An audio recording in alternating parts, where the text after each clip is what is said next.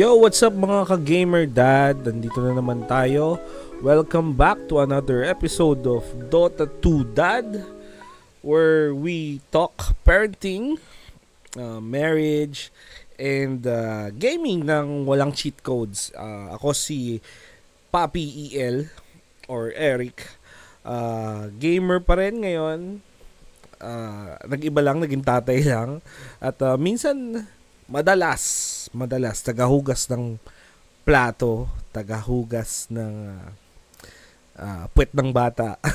So, yon last episode, kwento ko yung transition ko from loading screens to late nights. Ngayon naman, pag-usapan natin kung bakit hindi laging ikaw ang bida sa buhay. And bakit okay lang yun. Hindi ikaw yung main character palagi. So, episode 2 is called Support Main at Home. Kasi hindi lahat ng laban, ikaw ang damage dealer, hindi ikaw ang carry, hindi ikaw ang safe lane. Minsan ikaw yung nagwa-ward, nag-heal, and minsan ikaw yung nagpapa-early feed para sa sa space, para sa team, or para sa para sa pagsasakripisyo para sa buong team, lalo na kung may asawa ka at anak. Alam nyo, nung yung feeling na nagka-clash kayo, tapos biglang umiyak yung anak nyo, tapos biglang sumigaw na yung misis mo, na yung wife mo, na hindi ka tumutulong sa bahay hindi ka man lang tumutulong dito, hindi ka man lang makapaghugas ng plato, hindi ka man lang makapaghanda ng pagkain. Bro, hindi mo alam yung priority mo. Hindi mo pa alam kasi syempre first time dad ka, first time husband. Hindi mo alam kung anong priority mo habang naglalaro siya. Syempre, kung si Roshan o yung relasyon mo, di ba? Tapos parang yun nga, naikwento ko last time is yung madalas nangyayari sa akin kahit ngayon is yung naglalaro ako, nag-rank game, tapos biglang pupunta sa akin yung anak ko, sabihin niya, "Papa, I will pupo." So, sige, marunong naman siya umakyat ng toilet, nahayaan ko. And then, syempre, pag ayan na, kailangan mo ng sabihin mo, "Oy, pause nyo muna. Papause muna ako, magdi-DC lang ako, maghugas lang ako ng puwet." Puwet ng bata. So, yun. At least yung mga ka-teammate ko naiintindihan naman din. Yung kalaro ko sa Dota, naiintindihan nila. Kaya nagpo-pause sila, ganyan. Pero madalas, pag solo game, is minsan yung mga kalaban, makukulit, nag-unpause, ganyan. Wala ka namang magagawa. Well, syempre, mas uunahin mo, yung laro mo, yung puwet ng anak mo, kung hindi pa hugas, syempre, yung hugas na puwet na. Kaya, doon ko na realize na in real life, hindi pala ako carry.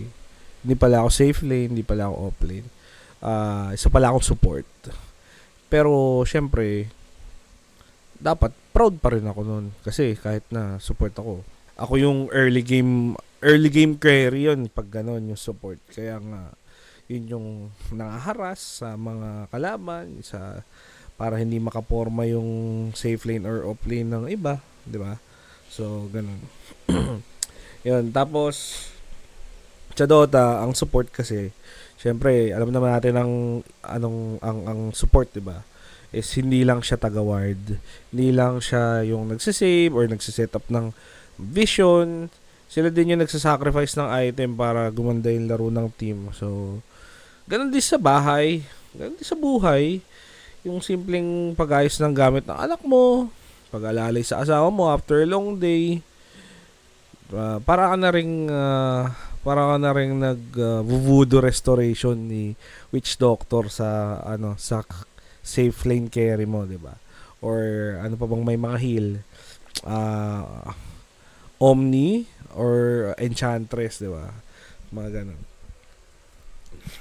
Tapos yun, ang daming lalaki, including myself before, lumaki na ang mindset na ako ang tatay, ako dapat ang bida. So, Pero sa totoo lang, ang totoong MVP ay yung marunong mag-adjust para sa pamilya.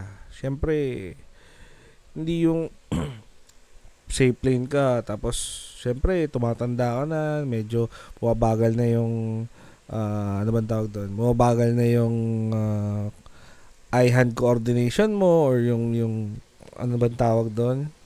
Yung basta yung bumababa na yung skills mo sa paglaro, hindi yung syempre wala ka na sa prime, patanda ka ng patanda. Syempre kailangan mo mag-adjust ng role, lalo na kung may mas magaling naman sa or may mas marunong kaysa sa'yo. Ganon din sa pamilya. Kailangan mo mag-adjust. Kasi sa pamilya naman is parang baliktad siguro, kasi kung ikaw mas marunong, dapat ikaw na mauna. Kailangan mo na initiative.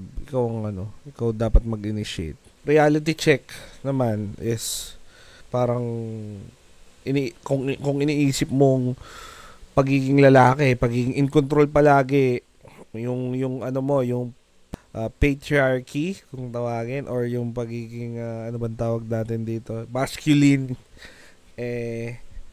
yun ang nasa isip mo palagi, na dapat ako lalaki, ako masusunod kasi ganito ganyan, ako yung provider ng pamilya, ganito ganyan, wala ka dapat masabi sa akin or what.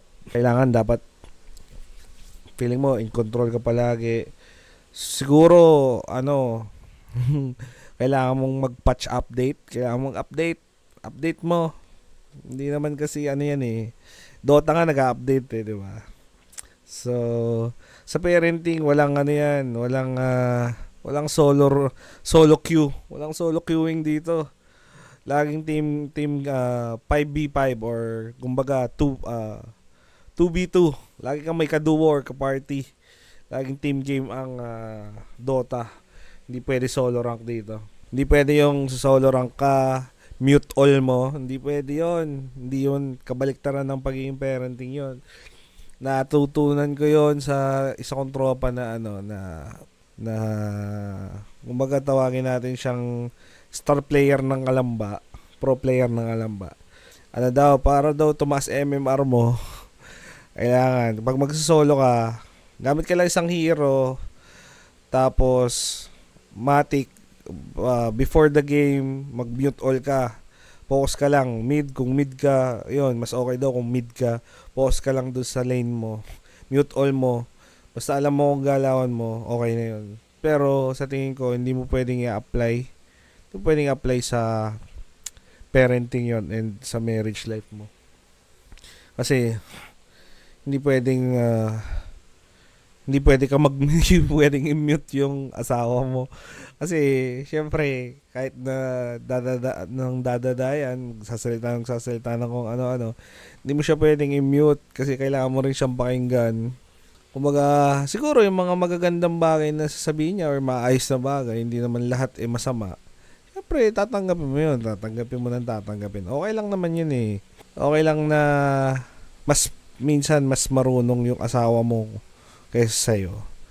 Kaysa naman hindi mo siya pakinggan, di ba? Hindi mo siya bibigyan ng chance para, syempre, gusto rin naman niya na mag-improve ka. Minsan, sa team game, role mo, minsan, simpleng support lang. Hindi ka naman yung main damage. Hindi ikaw yung laging kinikilala. Hindi ikaw yung MVP ng game, pero ikaw yung dahilan kung bakit buo pa yung team. Diba? Ikaw yung haligi, kumbaga, ng team. Yung poste, yung pundasyon ng team. Ganun din sa pamilya, sa pagiging tatay. Alam naman natin na ang tatay ay haligi ng tahanan. Ganun din yun. Kahit hindi ka MVP, hindi ikaw yung nakikita palagi, hindi ikaw yung magaling sa paningin ng iba, okay lang. Kasi kung alam mo naman sa sarili mo na, di ba, alam mo sa sarili mo na ikaw yung nagpo-provide, nagagawa mo ng tama yung role mo as provider, and may time ka sa pamilya mo habang nakakapaglaro ka din naman ng Dota or any computer games, di mas okay, di ba? Nababalance mo yung work life and gaming, work, family and gaming life mo, di ba? At para sa mga misis naman, Yan. Hindi, syempre, hindi tayo pwedeng magsabi ng mga hinaing natin sa mga misis natin. Para sa misis natin, laging support. Laging nakasuporta sa atin. Sa ating mga tatay. Saludo kami. Saludo kami sa inyo. Talagang kayo ang inspirasyon ng bawat tatay. Siyempre, kayo ng pamilya, ang misis at ang anak, kayong motivation ng bawat tatay na gamer. Maraming salamat dahil pinaglalaro nyo pa kami ng Dota. Yan. Yan, para sa mga mister naman, gisingin na natin yung sarili natin, di ba? Balance lang. Balance lang tayo. Hindi pwedeng puro laro, puro gala, puro... Tapos na buhay binata natin eh. Hindi na tayo dapat nagawa Tapos yung pagiging magulang natin, wag natin iasa sa mga magulang din natin. Kasi tapos na sila magpalaki sa atin eh. Yung mga apo, wag na natin ibigay sa kanila yung wag na natin ibigay yung mga anak natin sa kanila, yung mga apo nila na sila pa rin mag-aalaga ganyan. Pero na lang syempre kung talagang kailangan, 'di ba? Wala namang problema. Pero kung kaya niyo namang alagaan, 'di ba? Kasi mag-backfire din niya sa inyo eh. Lalo na kung syempre hindi kayo in good terms. Wag naman sana, pero hindi kayo in good terms ng mga biyanan nyo, ganun. Pero as much as possible, focus kayo sa sa anak nyo and sa misis nyo syempre. Kinonekta natin yung pagiging support. Hindi ikaw yung palaging bida sa sa bahay, hindi ikaw yung palaging bida sa team. Okay lang hindi maging bida, okay lang maging support, okay lang sa backlines. Kaya nga support pag mid game to late game na na yan eh, backlines na yan, hindi na pwedeng yan, hindi na pwedeng promonta yan. Syempre ang magpupronta naman is yung mga natulungan niyang, yung tinulungan niyang carry, yun ang front line, diba? So give and take lang, give and take. Yung palaging kayo ang popronta para sa kanila, hindi naman palaging sila ang popronta para sa inyo. Kumbaga, yun, pag sa parenting and marriage is, syempre, give and take kayo. Hindi kayo pwedeng yung isa lang ganito, ganyan, yung isa. Tapos, susumbatan pa kayo kung itong nagawa nyo. Yun ang nakakasira kasi sa team.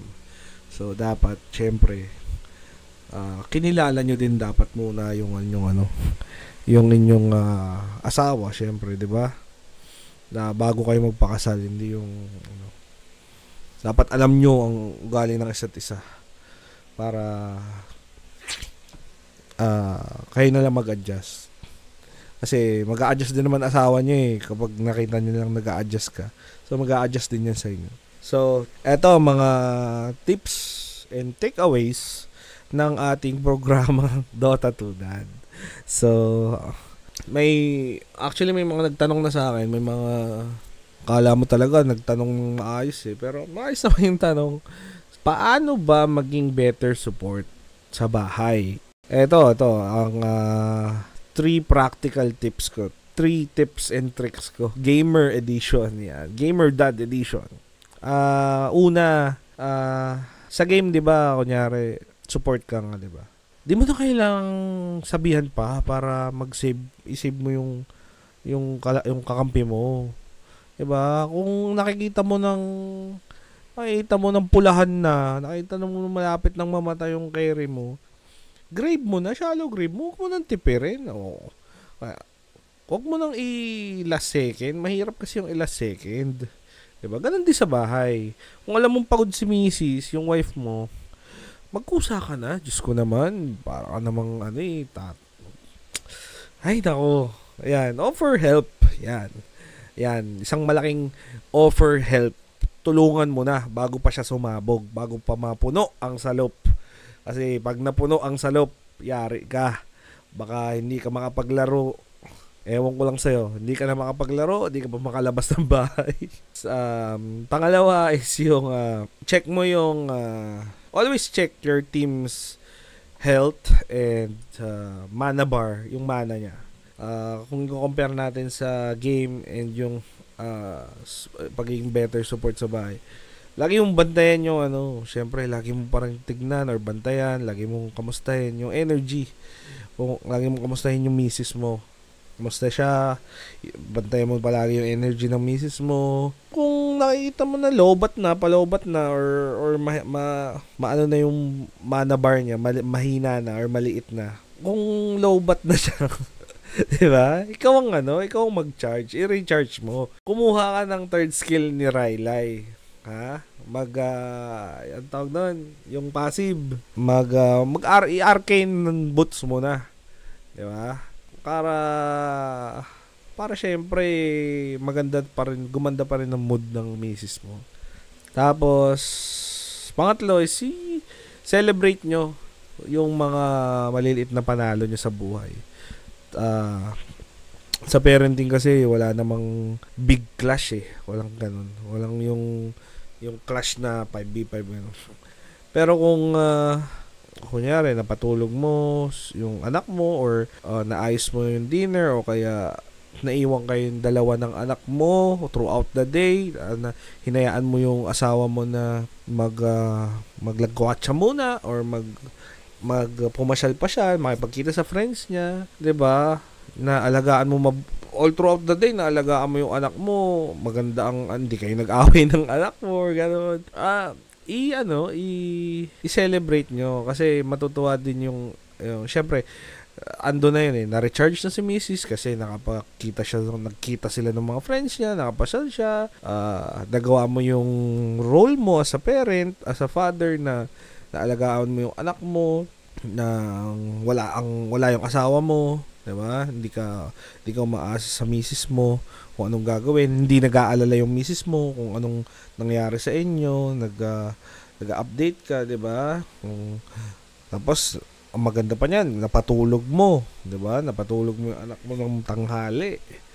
Tapos napakain mo pa siya ng pagkain, 'di ba? 'Yun ang mas okay, mas kumbaga, yun ang mga achievements na nakukuha mo sa parenting. Yun yung, kung i-compare natin mga achievements niyan sa yung mga challenges sa hero, yung mga hero challenge yun sa strategy, yung yung hero challenges sa lower right. Makikita mo yung 83 star mo, 'di ba? Ganun lang din. Celebrate your little wins. Tapos marami nagre-request sa akin. Actually yung iba kong kaibigan gusto nga mag-guest na mag-guest nagpi-PM sa akin, gusto mag-guest dito sa Dota 2 Dad. Pero sabi ko, next time guest ko kayo. Sabihan ko kayo pag ready na ako for guesting, for merong mga guest. 'Yon. Bala ko din siguro para dumami yung para dumami yung followers natin. Please pa-share sa mga friends nyo, kahit sino na nagmamakaawala ka sa inyo. I-share nyo sa yung YouTube channel and yung Spotify channel, pati yung Facebook channel. Actually, yung Facebook channel, andun na yun lahat. Doon ako Facebook page pala, sorry. Yung andun na lahat. Andun na yung YouTube link, Spotify link, and TikTok, Instagram, andun lahat. Doon yun na lang hahanapin lahat. Hindi na kayo mahihirapan. Click ng link. 'Di ba? Share nyo na, kung pwede, invite nyo lahat ng friends nyo, i-mass invite nyo, 'di ba? Yung meron doon, invite your friends to the page. So, 'yun. Sa mga shoutout sa mga gamer dads natin at yung mga dating gamer na dads na ngayon. Shoutout kay tropa natin, kay Bernon, kahit di na siya nakapag-Dota. Kasi busy na siya kay Bugoy. Shoutout sa inyo. And sa mga kaibigan ko, sila Boss Ludes, sila Mac, sila Jorens. Happy birthday, Jo. Advance happy birthday sa iyo. Sino pa ba? Yung mga dyan? Yung mga tropa natin. Basta lahat ng tropa, si Kuya Aloy. Yan. Si Pao, si Mir, kahit hindi pa kayo mga tatay, gamer naman kayo. Ayan. Balak kong siguro para dumami din followers natin, balak kong siguro mamigay tayo, no? Mamigay tayo ng GCash or item sa Dota, no? Pwede siguro. Sige, abangan nyo yung ipopost ko. Siguro magpost ako ng ayan. Popost ako sa Facebook page para doon nyo malaman yung mechanics. Siguro random follower na lang. Random follower siguro. Siguro GCash muna. Mahirap pa sa Dota, mahirap mag-trade eh. So GCash na lang, GCash load. Ayun. Kung meron kayong funny parenting moments or funny marriage moments, kung kayo mag-asawa, ganyan, send nyo lang, i-message nyo yung Facebook page ko or IG. Pwede natin basahin yan next episode. Di ba? Para meron tayong additional segment, di ba? Parang hindi kayo nabuburyo sa mga pinagsasabi ko dito. And ayun, mga lods, mga boss madam. Ayun, tandaan nyo, hindi naman kailangan kayo yung bida palagi, mga daddy dyan. Minsan ikaw ang rason kung bakit nananalo ang isang team or nanalo ang team mo. Support main ka man sa game or dati kang carry, meron ka pa rin namang may lugar ka pa rin naman sa bahay at sa buhay ng pagiging asawa at pagiging tatay. Tsaka dito sa podcast na to, sa Dota 2 Dad, meron kang lugar dito. Walang problema dito. Kahit dito ka palagi tumambay, 'di ba? I-guess pa kita, walang problema. So, 'yon. Yung new episodes natin every Wednesday pa rin, pero bala ko ay Wednesday audio episode tapos video episode tayo ng Friday or Saturday para syempre meron tayong mga nanonood na may mapapanood nyo pa rin ako, makikita nyo pa rin ako every Saturday siguro, Friday or Saturday, it depends. Basta don't forget to follow and subscribe and share nyo sa mga tropang gamer dad or kahit gamer moms, 'di ba? Para meron din silang idea sa mga hinaing natin sa buhay. Ayan. Siguro next week ang topic natin is yung parenting, mga bagay na kailangan mong i-unlearn bilang lalaki. Ayan, parenting patch notes. Gawin na rin segment din yun, no? Oo. Yan, parenting patch notes. Mga bagay na kailangan mong i-unlearn bilang lalaki. Yan. So, ayun. So, mga lods, mga boss madam, ako ang inyong host, si Daddy EL. Till next time, mga ka-daddy gamers. Press pause muna tayo. Okay? Peace and God bless.